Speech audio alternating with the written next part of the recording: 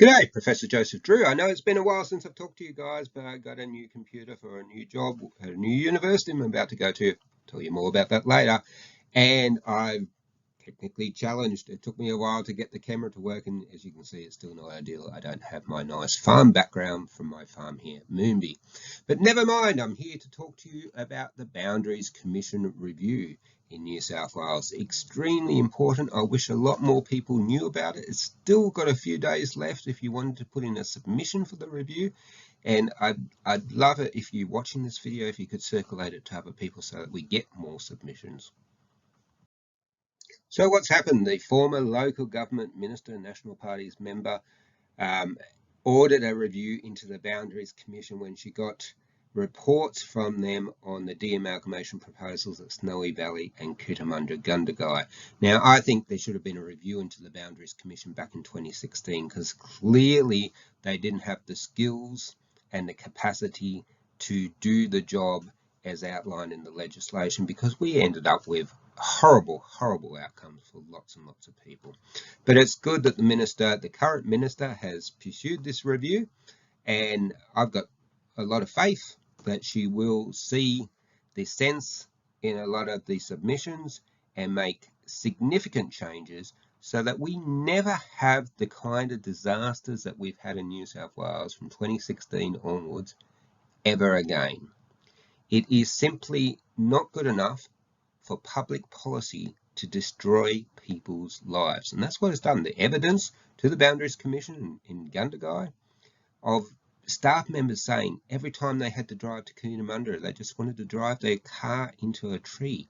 How horrible and appalling is it that public policy decisions made by this Boundaries Commission ended up with people contemplating suicide?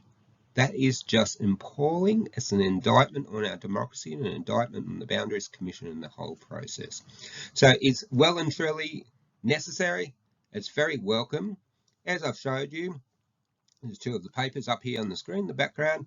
The 2016 amalgamations that the Boundaries Commission oversaw were complete unmitigated disasters. We were told it was going to save you $2 billion over 20 years or some such thing and reduce your rates and all sorts of things. What happened? Well, I've shown empirically, from 3 years, 4 years, and now 5 years, that it actually increased your cost by around 11%, i.e. reduced your efficiency. We all know that rates are going up. Massive increases in Cootamundra-Gundagai of 50+%. Another massive increase contemplated at the moment in Armidale of 50%. It hasn't delivered on the promises. Now, clearly, there's something very wrong with the Boundaries Commission process. So, there is a submission being made by the USU, who do some excellent work, through a colleague of mine, and I do know some of the contents of that submission. I'm just going to highlight the most important points. The first thing is we need to bring an end to these secret reports of commercial consultants. This is not Stasi Germany. That's what the picture's supposed to be there. It's supposed to be an open democracy in Australia. Why are we accepting secret reports? So if you don't know, the report, the KPMG modelling that was used to justify the amalgamations in 2016 has been declared cabinet in confidence, never released in full to the public. I was an expert witness at court cases where the judge told them to release it and we still didn't get to see it. Now, given the quality of the work, I wouldn't want it released either if I was the government or KPMG, but it is simply not tolerable for decisions that have such a big impact on people's lives to be kept secret. And you would think that the Boundaries Commission would have learnt their lesson because of the disastrous consequences of acting on these secret reports, but they haven't.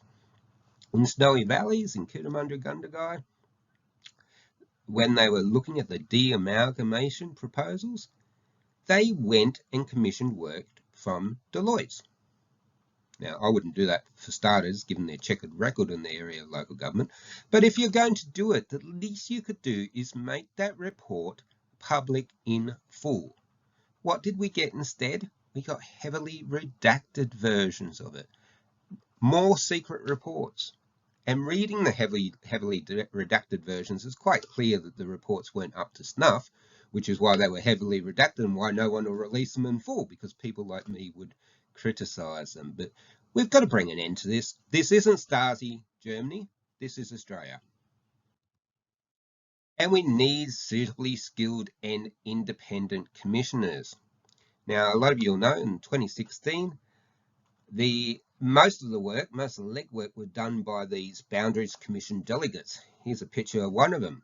His only qualification seems to have been that he is the former deputy leader of the Nationals Party, and the minister at the time was a National Party member.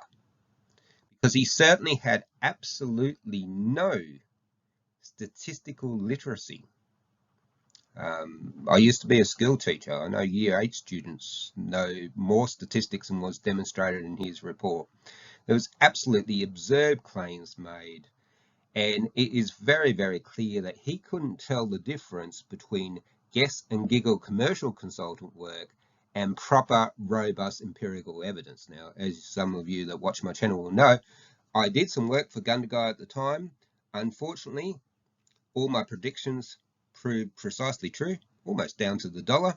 That's actually very sad, because if we had had a Boundaries Commission that could tell the difference between robust empirical evidence and guess and giggle secret reports, they would have made different decisions, and the people at Cootamundra Gundagai wouldn't have had the horrific outcomes that they did. So we need suitably skilled people on the Boundaries Commission, and we need people who are actually independent. And a lot of people worry about the reasonable apprehension of bias regarding some of the Boundaries Commissioners. You know, some of them appointed by the Office of Local Government and by the Minister. It puts doubt into the whole process. We need appropriate stakeholder representation. As I just said, you've got 4 people in the Boundaries Commission. One is appointed by the Minister, one's appointed by the Office of Local Government, and two are appointed by Local Government New South Wales, which represents the interests of councillors and mayors. So, where is the appointment and the representative of staff? Because it's the staff that bear the brunt of the decision making. And it's the staff that can't really make submissions to the Boundaries Commission because they're working, or they're worried about how their submission would affect them in their future employment, or alternately they feel that it's not appropriate for a public servant to make submissions in a process like that. So why is it that we can have 2 representatives of a single stakeholder, LG New South Wales, and no representatives for the staff? Why doesn't the USU get to appoint a representative to protect staff interests, particularly in the view of the fact that the recent Boundary Commission decisions have actually driven staff to contemplate suicide? Clearly, it is necessary that the staff are represented, that they have a stakeholder on the Boundaries Commission. Now, there's other potential stakeholders too, local government professionals. Most of these discussions about finance issues, yet we don't seem to have anyone on the Boundaries Commission with the requisite finance skills at a local government level. And of course, we need a scholar. World's best practice is that Boundaries Commissions are led by scholars. So the ones in Israel are led by a good colleague and friend of mine, Professor Aaron Razin. They would find it obscure and quite strange to have an inquiry into a very complex process without having someone with the requisite skills and knowledge to conduct that process, or to at least be on the panel of commissioners.